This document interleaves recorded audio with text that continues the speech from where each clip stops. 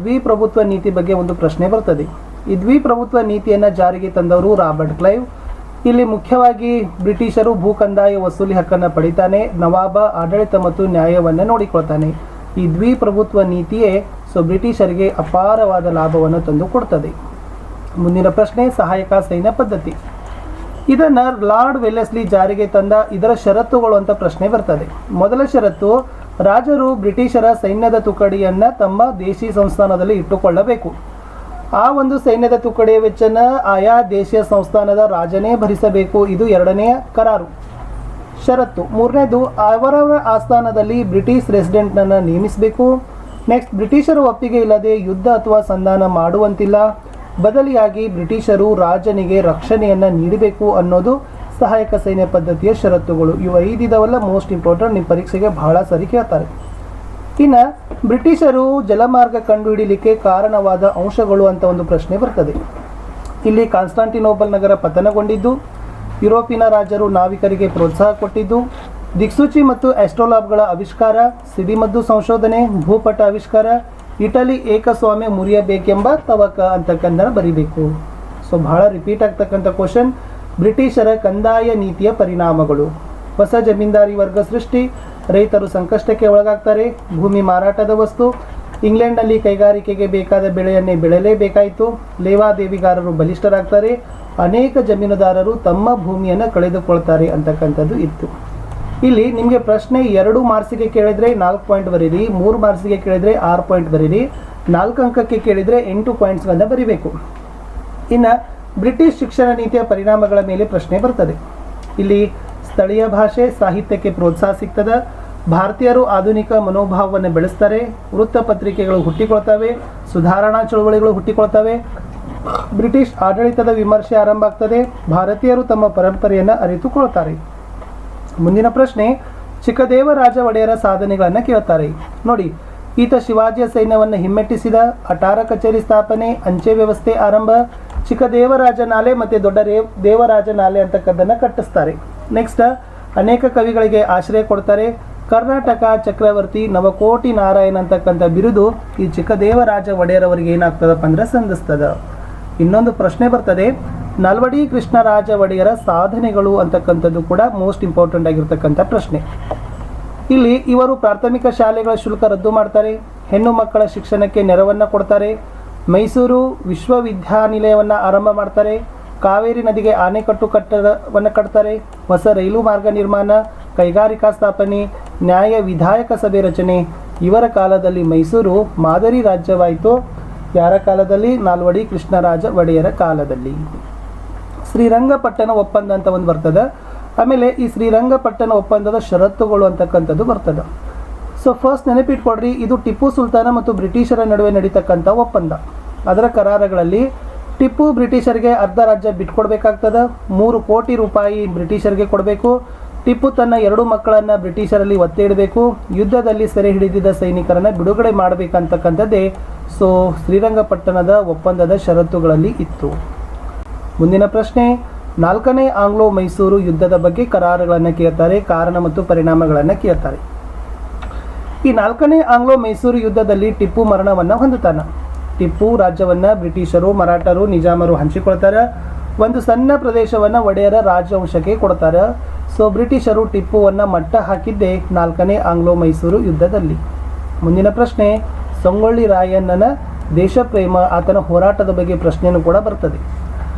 ಮುಖ್ಯವಾಗಿ ರಾಯಣ್ಣ ಸೈನಿಕರನ್ನು ಸಂಘಟನೆ ಮಾಡ್ತಾನೆ, ಬ್ರಿಟಿಷರ ವಿರುದ್ಧ ಗುಪ್ತ ಸಭೆಗಳನ್ನು ನಡೆಸ್ತಾನೆ, ಖಜಾನೆಗಳನ್ನು ಲೂಟಿಗೆ ಯೋಜನೆ ಮಾಡ್ತಾನೆ, ಬ್ರಿಟಿಷರು ಅವರ ಸಂಚನ ಹಾಕ್ತಾರೆ, ಸಂಚಿಗೆ ಬಲಿಯಾದ ರಾಯಣ್ಣ ಸೆರೆ ಸಿಗ್ತಾನೆ, ಬ್ರಿಟಿಷರು ರಾಯಣ್ಣನನ್ನು ನಂದಗಡದಲ್ಲಿ ಕಲ್ಲಿಗೆ ಏರಿಸ್ತಾರೆ.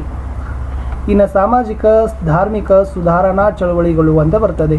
ನಿಮ್ಗೆ ಯಾವುದೇ ಒಂದು ಸಾಮಾಜಿಕ ಧಾರ್ಮಿಕ ಸುಧಾರಣಾ ಚಳವಳಿಯ ಬೋಧನೆಗಳು ಅಂತ ಕೇಳ್ತಾರೆ ಅಥವಾ ತತ್ವಗಳು ಅಂತ ಕೇಳ್ತಾರೆ. ಇವು 6 ಬರೀರಿ. ಅವರು ಎಲ್ಲ ಸಾಮಾಜಿಕ ಧಾರ್ಮಿಕ ಸುಧಾರಣಾ ಚಳವಳಿಗಳು: ಸ್ತ್ರೀ ಶಿಕ್ಷಣ ಪ್ರೋತ್ಸಾಹ, ವಿಧವಾ ವಿವಾಹ ಪ್ರೋತ್ಸಾಹ, ಅಂತರ್ಜಾತಿ ವಿವಾಹ ಪ್ರೋತ್ಸಾಹ, ಬಾಲ್ಯ ವಿವಾಹ ವಿರೋಧ, ಜಾತಿ ಪದ್ಧತಿ ವಿರೋಧ, ಮೂಢನಂಬಿಕೆಗೆ ವಿರೋಧವನ್ನು ಮಾಡಿದ್ದಾರೆ. ಇನ್ನು 1857ರ ಭಾರತದ ಸ್ವಾತಂತ್ರ್ಯ ಸಂಗ್ರಾಮ ಅಂತ ಬರ್ತದೆ, ಪ್ರಥಮ ಸ್ವಾತಂತ್ರ್ಯ ಸಂಗ್ರಾಮ. ಅದರಲ್ಲಿ ಆರ್ಥಿಕ ಕಾರಣಗಳು ಏನು ಅಂತ ನೋಡೋಣ. ಮೊದಲನೇದು ಕೈಗಾರಿಕೆಗಳು ನಾಶ, ಭಾರತೀಯ ಕುಶಲಕರ್ಮಿಗಳು ನಿರುದ್ಯೋಗಿಗಳು, ನೇಕಾರರು ಉದ್ಯೋಗ ಕಳೆದುಕೊಳ್ತಾರೆ. ಗೃಹ ಕೈಗಾರಿಕೆ ನಾಶ, ಭಾರತದ ವಸ್ತುಗಳ ಮೇಲೆ ಬ್ರಿಟಿಷರು ದುಬಾರಿ ಸುಂಕ ಹೇರ್ತಾರೆ. ಜಮೀನ್ದಾರರು ರೈತರನ್ನು ಶೋಷಣೆ ಮಾಡ್ತಾರೆ. ತಾಲೂಕುದಾರರಿಂದ ಕಂದಾಯ ವಸೂಲಿ ಹಕ್ಕನ್ನು ಕಿತ್ತುಕೊಳ್ತಾರೆ. ಇನಾಮ್ ಭೂಮಿಯನ್ನು ವಾಪಸ್ಸು ಪಡೆದುಕೊಳ್ತಾರೆ ಅಂತಕ್ಕಂಥದ್ದು ಆರ್ಥಿಕ ಕಾರಣಗಳಲ್ಲಿ ನೀವು ಬರಿಬೇಕು. ಇನ್ನು 1857ರ ದಂಗೆಗೆ ರಾಜಕೀಯ ಕಾರಣಗಳು ಅಂತ ಒಂದು ಪ್ರಶ್ನೆ ಬರ್ತದೆ.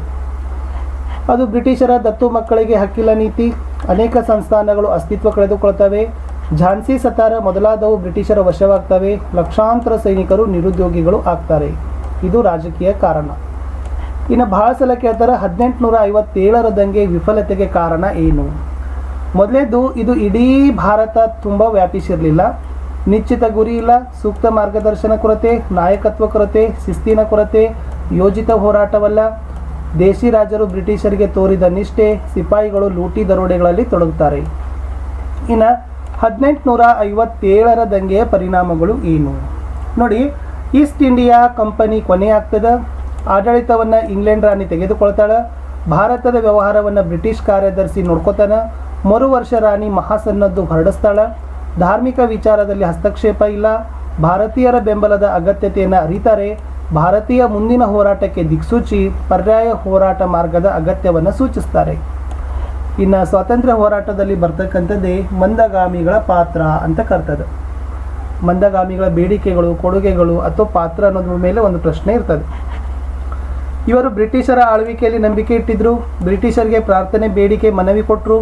ಜನರಿಗೆ ರಾಜಕೀಯ ಶಿಕ್ಷಣ ಕೊಟ್ಟರು. ಕೈಗಾರಿಕೆ ಅಭಿವೃದ್ಧಿ, ಸೈನಿಕ ವೆಚ್ಚ ಕಡಿಮೆ, ಜನರಿಗೆ ಉತ್ತಮ ಶಿಕ್ಷಣ, ಬಡತನದ ಅಧ್ಯಯನ, ಸಂಪತ್ತಿನ ಸೋರಿಕೆ ಸಿದ್ಧಾಂತವನ್ನು ಮಂಡನೆಯನ್ನು ಮಾಡ್ತಾರೆ ದಾದಾಬಾಯಿ ನವರೋಜಿ. ಇದು ಮೋಸ್ಟ್ ಇಂಪಾರ್ಟೆಂಟ್ ಇತ್ತು. ಇನ್ನು ತೀವ್ರಗಾಮಿಗಳ ಪಾತ್ರ ಅಥವಾ ಬಾಲ್ ಗಂಗಾಧರ್ ತಿಲಕರ ಪಾತ್ರ ಅಂತ ಒಂದು ಪ್ರಶ್ನೆ ಬರಬಹುದು, 4 ಅಂಕಕ್ಕೆ ಬರಬಹುದು. ಇವರು ಮುಖ್ಯವಾಗಿ ಮಂದಗಾಮಿಗಳನ್ನು ರಾಜಕೀಯ ಭಿಕ್ಷಕರು ಅಂತ ಕರೀತಾರೆ. ಬಂಗಾಳದ ವಿಭಜನೆಯ ಖಂಡನೆ, ಲಾಲ್ ಬಾಲ್ ಪಾಲ್ ತೀವ್ರಗಾಮಿಗಳಲ್ಲಿ ಮುಖ್ಯರಾಗ್ತಾರೆ. ಸ್ವದೇಶಿ ಚಳವಳಿ ಆರಂಭ. ತಿಲಕರು ಈ ಸಮಯದಲ್ಲಿ ಸ್ವರಾಜ್ಯ ನನ್ನ ಜನ್ಮಸಿದ್ಧ ಹಕ್ಕು, ಅದನ್ನು ಪಡೆದೇ ತೀರ್ತೀನಿ ಅಂತ ಘೋಷಣೆ ಮಾಡ್ತಾರೆ. ಮುಖ್ಯವಾಗಿ ಗಣೇಶೋತ್ಸವ ಮತ್ತು ಶಿವಾಜಿ ಜಯಂತಿ ಆರಂಭ. ತಿಲಕರು ಕೆಸರಿ ಮತ್ತು ಮರಾಠ ಪತ್ರಿಕೆ ಹೊರಡಿಸ್ತಾರೆ. ಪೂರ್ಣ ಸ್ವರಾಜ್ಯದ ಗುರಿ ತೀವ್ರಗಾಮಿಗಳದ್ದು ಆಗಿತ್ತು. ಇನ್ನು ಅಸಹಕಾರ ಚಳವಳಿ ಮೇಲೆ ಪ್ರಶ್ನೆ ನೋಡೋಣ. ಅಸಹಕಾರ ಚಳವಳಿಯನ್ನು ಗಾಂಧೀಜಿಯವರು ಆರಂಭ ಮಾಡ್ತಾರೆ. ವಿದ್ಯಾರ್ಥಿಗಳು ಶಾಲಾ ಕಾಲೇಜುಗಳನ್ನು ತ್ಯಜಿಸ್ತಾರೆ. ವಕೀಲರು ನ್ಯಾಯಾಲಯಗಳನ್ನು ಬಹಿಷ್ಕಾರ ಮಾಡ್ತಾರೆ. ಬ್ರಿಟಿಷರ ಪುರಸ್ಕಾರಗಳನ್ನು ವಾಪಸ್ ಕೊಡ್ತಾರೆ. ಮೋತಿಲಾಲ್ ನೆಹರು, CR ದಾಸ್ ವಕೀಲಿ ವೃತ್ತಿಯನ್ನು ಬಿಟ್ಟುಕೊಡ್ತಾರೆ. ಬ್ರಿಟಿಷ್ ರಾಜಕುಮಾರನ ಭಾರತ ಭೇಟಿಯನ್ನು ವಿರೋಧಿಸ್ತಾರೆ. ಇದೇ ಸಂದರ್ಭದಲ್ಲಿ 1922ರಲ್ಲಿ ಚೌರಿ ಚೌರಾ ಘಟನೆ ನಡೀತದೆ. ಗಾಂಧೀಜಿಯವರು ಅವಾಗ ಅಸಹಕಾರ ಚಳವಳಿಯನ್ನು ಹಿಂದಕ್ಕೆ ಪಡಿತಾರೆ. ಮುಂದಿನ ಪ್ರಶ್ನೆ, ಕ್ವಿಟ್ ಇಂಡಿಯಾ ಚಳವಳಿ. ಗಾಂಧೀಜಿಯವರು ಮಾಡು ಇಲ್ಲವೇ ಮಡಿಗೆ ಅಂತಕ್ಕಂಥ ಮಾಡು ಇಲ್ಲವೇ ಮಡಿ ಅಂತ ಕರೆ ಕೊಡ್ತಾರೆ. ಬ್ರಿಟಿಷರು ಕಾಂಗ್ರೆಸ್ ನಾಯಕರನ್ನು ಸೆರೆಮನೆಗೆ ಹಾಕ್ತಾರೆ. ಕಾಂಗ್ರೆಸ್ ಇತರ ಸಂಘಟನೆಗಳು ಹೋರಾಟಕ್ಕೆ ಇಳಿತವೆ. ಜಯಪ್ರಕಾಶ್ ನಾರಾಯಣರು ಇದರ ನಾಯಕತ್ವವನ್ನು ವಹಿಸ್ತಾರೆ. ಹೊಸ ನಾಯಕರ ಉದಯವಾಗ್ತದೆ. ಭಾರತದ ಗಡಿಯಾಚೆಗೂ ಹೋರಾಟ ಆರಂಭ ಆಗ್ತದೆ. ನೆಕ್ಸ್ಟ್ ಬರ್ತದೆ ಸುಭಾಷ್ ಚಂದ್ರ ಬೋಸ್ರವರ ಪಾತ್ರ. ಇವರು ಮುಖ್ಯವಾಗಿ ಗಾಂಧೀಜಿಯವರ ಹೋರಾಟದಲ್ಲಿ ಭಾಗವಹಿಸಿದ್ರು. ಫಾರ್ವರ್ಡ್ ಬ್ಲಾಕ್ ಪಕ್ಷ ಕಟ್ತಾರೆ. ಬ್ರಿಟಿಷರು ಇವರನ್ನು ಗೃಹ ಬಂಧನದಲ್ಲಿ ಇಡ್ತಾರೆ. ಗೃಹ ಬಂಧನದಿಂದ ತಪ್ಪಿಸಿ ಜರ್ಮನಿಗೆ ಹೋಗ್ತಾರೆ. ಆಜಾದ್ ಹಿಂದ್ ರೇಡಿಯೋ ಮೂಲಕ ಭಾಷಣ ಮಾಡ್ತಾರೆ. ಜಪಾನ್ನಲ್ಲಿ INA ಸೈನ್ಯವನ್ನು ಕಟ್ತಾರೆ. ದೆಹಲಿ ಚಲೋ ಕರೆ ಕೊಡ್ತಾರೆ. ವಿಮಾನ ಅಪಘಾತದಲ್ಲಿ ಮೃತರಾಗ್ತಾರೆ ಸುಭಾಷ್ ಚಂದ್ರ ಬೋಸರು. ಇನ್ನು ಡಾಕ್ಟರ್ BR ಅಂಬೇಡ್ಕರ್ ಅವರ ಪಾತ್ರದ ಮೇಲೆ ಪ್ರಶ್ನೆ ಬರ್ತದೆ. ಡಾಕ್ಟರ್ BR ಅಂಬೇಡ್ಕರ್ ಅವರ ಕೊಡುಗೆಗಳು ಅಂತಲೂ ಕೂಡ ನಿಮಗೆ ಹೇಳ್ತಾರೆ. ಮುಖ್ಯವಾಗಿ ಜಾತಿ ವ್ಯವಸ್ಥೆ ಬಗ್ಗೆ ಅಧ್ಯಯನ, ಮಹಾಡ್ ಮತ್ತು ಕಾಲಾರಾಮ್ ಚಳವಳಿ ಆರಂಭ, 3 ದುಂಡು ಮೇಜಿನ ಸಮಾವೇಶದಲ್ಲಿ ಭಾಗವಹಿಸಿರ್ತಕ್ಕಂಥ ನಾಯಕ. ಗಾಂಧೀಜಿಯವರೊಂದಿಗೆ ಭಿನ್ನಾಭಿಪ್ರಾಯ ಆಗ್ತದೆ. ಸ್ವತಂತ್ರ ಕಾರ್ಮಿಕ ಪಕ್ಷವನ್ನು ಕಟ್ತಾರೆ. ಜನತಾ ಮೂಕ ನಾಯಕ ಪತ್ರಿಕೆ ಆರಂಭ. ಸಂವಿಧಾನ ರಚನಾ ಸಭೆಯ ಅಧ್ಯಕ್ಷ. ಸ್ವತಂತ್ರ ಭಾರತದ ಮೊದಲ ಕಾನೂನು ಮಂತ್ರಿ ಆಗ್ತಾರೆ. ಜವಾಹರ್ಲಾಲ್ ನೆಹರು ಅವರ ಪಾತ್ರ. ಅಸಹಕಾರ ಚಳವಳಿಯಲ್ಲಿ ಭಾಗ. ಲಾಹೋರ್ ಅಧಿವೇಶನದ ಅಧ್ಯಕ್ಷ. ಕಮ್ಯುನಿಸ್ಟ್ ಸಿದ್ಧಾಂತಗಳಿಂದ ಪ್ರತಿಭಾವಿತರಾಗ್ತಾರೆ. ಭಾರತದ ಮೊದಲ ಪ್ರಧಾನಿ. ಕೈಗಾರೀಕರಣಕ್ಕೆ ಒತ್ತು. ಪಂಚಶೀಲ ತತ್ವ ರೂಪ. ಪಂಚವಾರ್ಷಿಕ ಯೋಜನೆ ಆರಂಭ. ಮಿಶ್ರ ಆರ್ಥಿಕ ನೀತಿಗೆ ಬೆಂಬಲವನ್ನು ಕೊಡ್ತಾರೆ. ಇನ್ನು ಮೊದಲ ಮಹಾಯುದ್ಧದ ಪರಿಣಾಮಗಳು ಏನು ನೋಡಿ. ಮೊದಲ ಮಹಾಯುದ್ಧದಲ್ಲಿ ಜರ್ಮನಿ ಸಂಪೂರ್ಣವಾಗಿ ಸೋಲ್ತದೆ. ಅವಮಾನಕರ ವರ್ಸೆಲ್ ಒಪ್ಪಂದಕ್ಕೆ ಸಹಿ ಹಾಕ್ತಾರೆ. ಜರ್ಮನಿ ತನ್ನ ಹೆಚ್ಚಿನ ಪ್ರದೇಶ ಕಳೆದುಕೊಳ್ತದೆ. ಯುರೋಪಿನ ಭೂಪಟವೇ ಬದಲಾಗ್ತದೆ. ಅನೇಕ ಸಣ್ಣ ಸ್ವತಂತ್ರ ದೇಶಗಳು ಹುಟ್ಟಿಕೊಳ್ತವೆ. ರಾಷ್ಟ್ರಸಂಘದ ಸ್ಥಾಪನೆ, ಸೋತ ದೇಶಗಳಲ್ಲಿ ಉಗ್ರ ರಾಷ್ಟ್ರೀಯತೆ ಬೆಳೀತದ, ಹಿಟ್ಲರ್ನಂತಹ ಸರ್ವಾಧಿಕಾರಿಗಳು ಸಹಿತ ಹುಟ್ಟಿಕೊಳ್ತಾರೆ. ನೆಕ್ಸ್ಟ್ ಬರೋದೇ ಎರಡನೇ ಮಹಾಯುದ್ಧದ ಪರಿಣಾಮಗಳು ಅಂತಕ್ಕಂಥದ್ದು ಮೋಸ್ಟ್ ಇಂಪಾರ್ಟೆಂಟ್ ಪ್ರಶ್ನೆ. ಇಲ್ಲಿ ಲಕ್ಷಾಂತರ ಜನರು ಸಾಯ್ತಾರೆ. ವಿಶ್ವಸಂಸ್ಥೆ ಆರಂಭವಾಗ್ತದೆ. ಅಮೆರಿಕ ಮತ್ತು ರಷ್ಯಾ ಶತ್ರು ದೇಶಗಳಾಗ್ತವ. ಶೀತಲ ಸಮರಕ್ಕೆ ದಾರಿ, ವಸಾಹತುಗಳು ಸ್ವಾತಂತ್ರ್ಯ ಪಡೆಯಲು ಪ್ರೇರಣೆ, ಅಣುಬಾಂಬ್ನಿಂದ ಜಪಾನ್ ನಗರಗಳು ನಾಶವನ್ನು ಹೊಂದುತ್ತವೆ ಅಂತಕ್ಕಂಥದ್ದು ಇತ್ತು. ಇನ್ನು ಮುಂದಿನ ಪ್ರಶ್ನೆ ಹಿಟ್ಲರ್ನ ನಾಜಿವಾದ ಅಂತ ಕೇಳ್ತಾರೆ. ಹಿಟ್ಲರ್ ಜರ್ಮನಿಯ ಸರ್ವಾಧಿಕಾರಿ ಆಗ್ತಾ, ಕಾರ್ಮಿಕ ಸಂಘಟನೆಗಳನ್ನು ರದ್ದು ಮಾಡಿದ, ರಾಜಕೀಯ ಪಕ್ಷಗಳ ನಿಷೇಧ, ನಾಜಿ ಪಕ್ಷ ಏಕೈಕ ಪಕ್ಷ ಅಂತ ಘೋಷಣೆ ಮಾಡಿದ, ಗೋಬೆಲ್ಸ್ ಎಂಬ ಮಂತ್ರಿಯನ್ನು ನೇಮಿಸಿದ, ಬೂದು ಅಂಗಿದಳವನ್ನು ಸೈನ್ಯ ಕಟ್ಟಿದ, ಲಕ್ಷಾಂತರ ಯಹೂದಿಗಳ ನರಮೇಧ ಮಾಡಿದ, ಕಾನ್ಸಂಟ್ರೇಷನ್ ಕ್ಯಾಂಪ್ಗಳನ್ನು ಆರಂಭವನ್ನು ಮಾಡಿದ. ಒಂದು ಪ್ರಶ್ನೆ ಬರ್ತದೆ, ಬಕ್ಸಾರ್ ಕದನದ ಪರಿಣಾಮಗಳು ಮೋಸ್ಟ್ ಇಂಪಾರ್ಟೆಂಟ್. ಕಂಪನಿಗೆ ದಿವಾನಿ ಹಕ್ಕು ಕೊಡ್ತದ. ಶಾ ಆಲಂನಿಗೆ ವಾರ್ಷಿಕ 26 ಲಕ್ಷ ರೂಪಾಯಿ ಕೊಡಬೇಕಾಯಿತು. ಅವನು ಬಂಗಾಳದ ಹಕ್ಕನ್ನು ಕಂಪನಿಗೆ ಬಿಟ್ಟು ಕೊಟ್ಟ. ಶುಜ್ ಉದ್ ದೌಲ್ 50 ಲಕ್ಷ ರೂಪಾಯಿ ಯುದ್ಧ ಪರಿಹಾರವಾಗಿ ಕೊಡಬೇಕಾಯಿತು. ಮೀರ್ ಜಾಫರನ ಮಗನಿಗೆ ವಿಶ್ರಾಂತಿ ವೇತನ ಕೊಟ್ಟರು. ಬಂಗಾಳದ ಪೂರ್ಣ ಅಧಿಕಾರ ಕಂಪನಿಗೆ ಹೋಯಿತು. ಮುಂದೆ ಗೋವಾ ವಿಮೋಚನೆ ಮೇಲೆ ಪ್ರಶ್ನೆಗಳು ಕೇಳ್ತಾರೆ. ಮೊದಲು ಗೋವಾ ಪೋರ್ಚುಗೀಸರ ಹಿಡಿತದಲ್ಲಿತ್ತು. ನಿರಂತರ ಚಳವಳಿ ಮಾಡ್ತಾರೆ. ಸತ್ಯಾಗ್ರಹಿಗಳು ವಿಮೋಚನಾ ಹೋರಾಟ ಮಾಡ್ತಾರೆ. ಭಾರತದ ಸೈನ್ಯವನ್ನು ಬಳಸಿ ಗೋವಾವನ್ನು ವಶಪಡಿಸಿಕೊಳ್ತಾರೆ.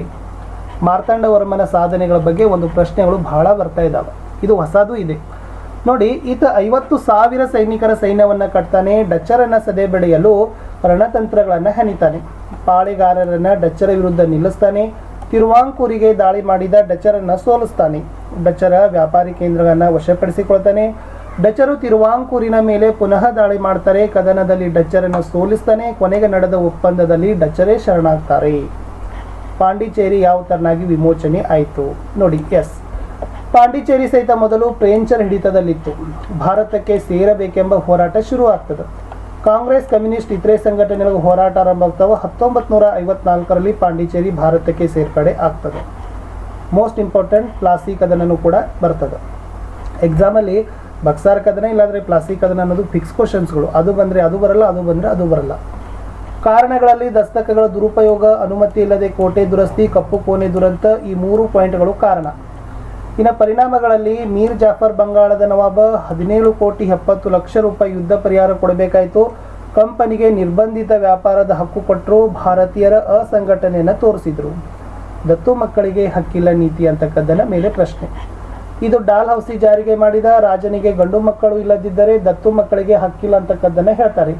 ಅಂತರಾಜ್ಯ ಬ್ರಿಟಿಷರಿಗೆ ಹೋಗ್ತದೆ. ಈ ನೀತಿ ಮೂಲಕ ಝಾನ್ಸಿ, ಸತಾರಾ, ಜೈಪುರಗಳು ಬ್ರಿಟಿಷರ ಪಾಲಾಗ್ತವೆ.